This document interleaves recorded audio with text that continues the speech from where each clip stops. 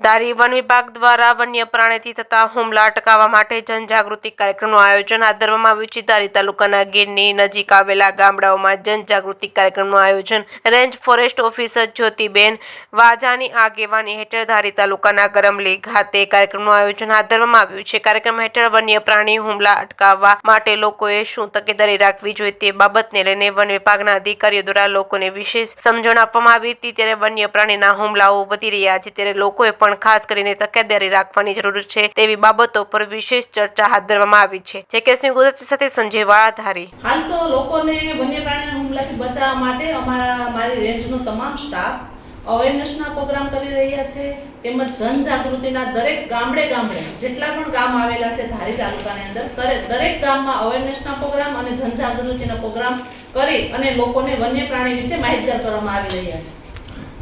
Madam, ગેરકાયદેસર line show કરવાવાળા વિરુદ્ધ શું કાર્યવાહી કરવામાં આવે?